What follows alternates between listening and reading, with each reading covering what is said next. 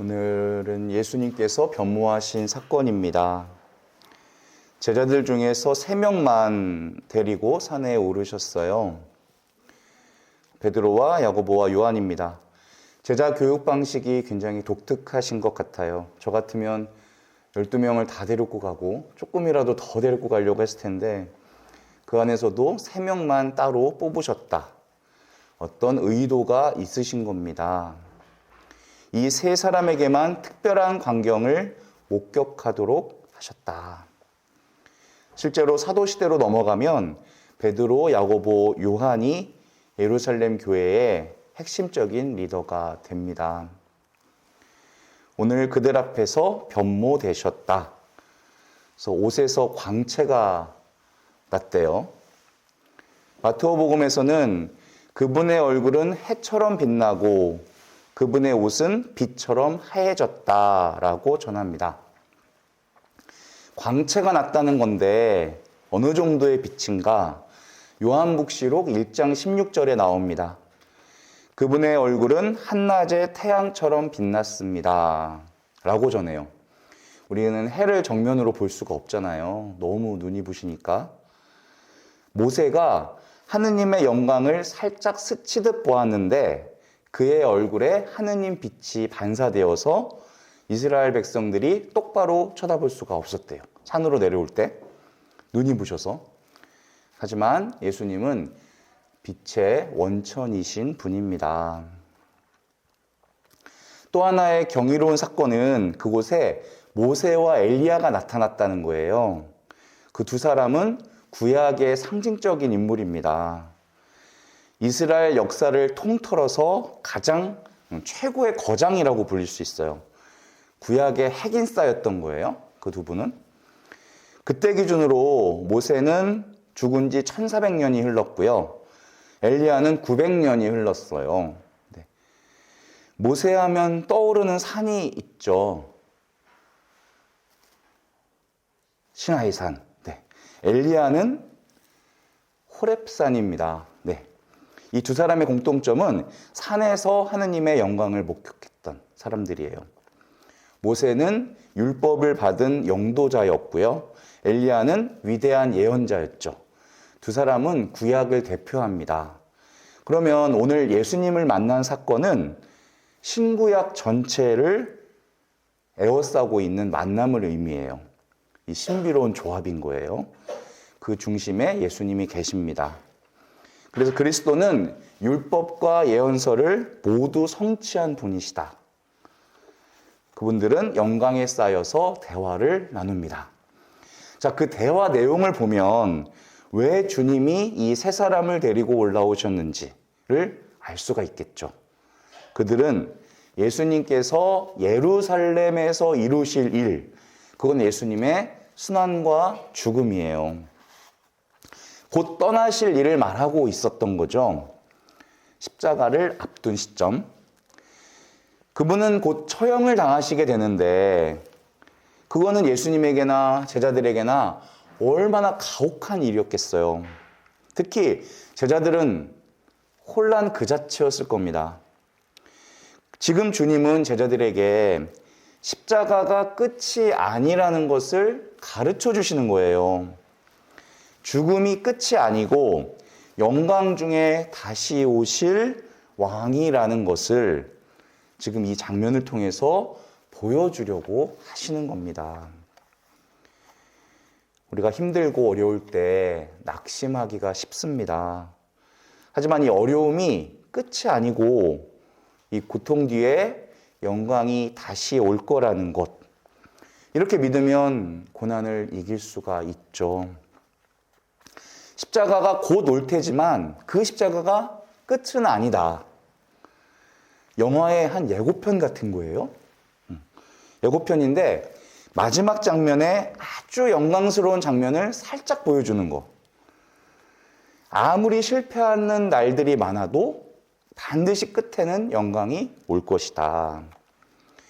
결국 이 광경을 목격한 야고보는 예수님의 제자들 중에서 최초의 순교자가 되죠. 베드로도 마찬가지로 그리스도를 위해서 자기 생명을 바칩니다. 요한은 마지막까지 주님의 곁을 끝까지 지켜냈죠. 그들은 각자 기꺼이 십자가의 길을 걸어가게 돼요. 그 길을 갈 수 있었던 것은 바로 오늘 변모 사건을 통해서 얻은 것이라고 짐작할 수가 있어요. 오늘 이 높은 산은 세상과 거리를 두고 있어요. 특별한 공간적인 의미가 있습니다. 산 아래는 혼란과 소음이 가득하고요. 신비와는 거리가 멀죠. 더군다나 끔찍한 사건들이 매일매일 펼쳐지고 있어요. 하지만 산 위는 세속과 구별된 신성한 곳. 제자들에게 다른 차원의 세계를 보여주기 위해서 산에 오르셨고 그곳에서 영광스러운 모습으로 변화되십니다. 그들에게는 당연히 한 번도 볼 수 없었던 압도적이고 아주 형언할 수 없는 황홀함의 극치였다. 바오로 사도는 로마서 8장 18절에서 이런 말씀을 하십니다. 장차 우리에게 계시될 영광의 견주면 지금 시대에 우리가 겪는 고난은 아무것도 아니라고 생각합니다. 모든 사람들이 이 땅에서 겪은 고통을 다 끌어모아도 하느님 나라의 영광의 일순간과도 비교가 되지 않는다. 어제 제가 사랑하는 친구의 어머니께서 임종을 준비하셨어요. 췌장암으로 투병하시느라고 완전히 뼈밖에 남으지 않으신 그 고통은 정말 이루 말하실 수가 없었대요. 마약으로도 진통이 되지 않아서 자연스럽게 그 친구에게 이런 말을 하게 되더라고요. 어머니께서 겪고 계시는 이 모든 고통을 다 끌어모아도 또 어머니께서 세상에서 남기신 그 수많은 사랑을 다 모아도 이제 곧 가시게 될 하느님 나라의 황홀함 그것과는 비교조차 안 될 거란다. 하느님 나라에 대한 희망은 힘든 현실을 살아가는 우리에게 큰 위로와 힘이 되어줍니다. 이 변모 사건에서의 영광스러운 모습은 모든 어둠을 걷고도 남을 만했어요. 그래서 이 신비로운 체험은 제자들의 일생을 바꾸어 놓고도 남을 만한 일이었습니다. 결정적인 사건이었죠. 그런데 이 사건에 대한 베드로의 반응이 중요합니다. 이 황홀한 경험 앞에선 조금 잠심해야 돼요. 조금 잠잠해져야 됩니다. 근데 베드로는 원래 가만히 있는 스타일이 아니잖아요. 바로 앞에서도 순환을 예고하시는 예수님은 말리려다가 사탄이라는 말까지 들었죠. 혼쭐이 났습니다. 오늘은 저희가 여기서 지냈으면 좋겠습니다. 초막셋을 지어서 드리겠습니다. 베드로는 이게 주님을 위한 최상의 것이라고 생각했던 거예요. 근데 착각입니다.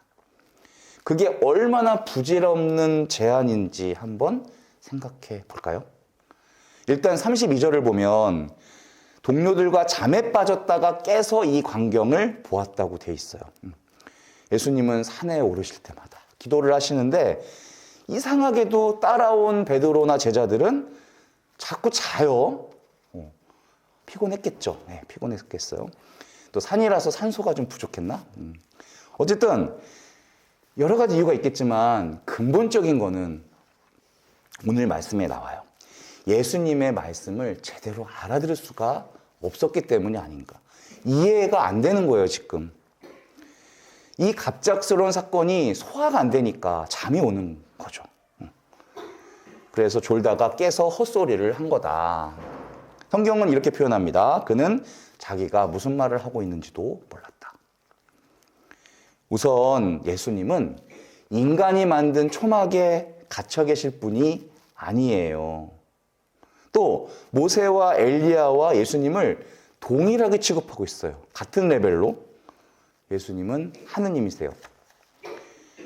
또 초막을 짓고자 한 것 자체가 본말이 바뀐 거예요. 핵심에서 벗어났습니다. 베드로는 예수님의 말씀보다 초막에 더 신경을 쓰고 있어요. 그런 것도 있지만 그의 가장 결정적인 실수는 여기가 너무 좋다는 거예요. 지금 여기가 너무 좋다는 거. 사실 공감되는 부분도 있습니다. 너무 좋으면 우리는 거길 떠나고 싶지 않아 하죠. 너무 은혜로우면 거기에 계속 그냥 머물고 싶어집니다. 하지만 예수님께는 십자가의 길이 남아있어요. 그분은 산을 내려가셔야만 합니다. 베드로가 평소 하던 생각이 툭 튀어나온 거예요. 십자가를 생각하지 않고 이 땅의 메시아만 생각한 것이다. 하지만 아직 고통을 통과해야 될 시간이 남아 있습니다. 그랬더니 바로 구름이 덮쳐와 이는 내가 선택한 아들이니 너희는 그의 말을 들어라. 예수님 세례 받으실 때랑 비슷한 일이 벌어졌어요. 그의 말을 들으래요. 너희는 신비스러운 영광에만 젖어 있지 말고 내 아들의 말에 귀를 좀 기울여라는 뜻이에요. 체험을 강조하는 신자들은 약점이 있어요. 하느님 말씀을 소홀히 여길 때가 많아요. 개인의 체험을 말씀보다 더 강조할 때가 많아요.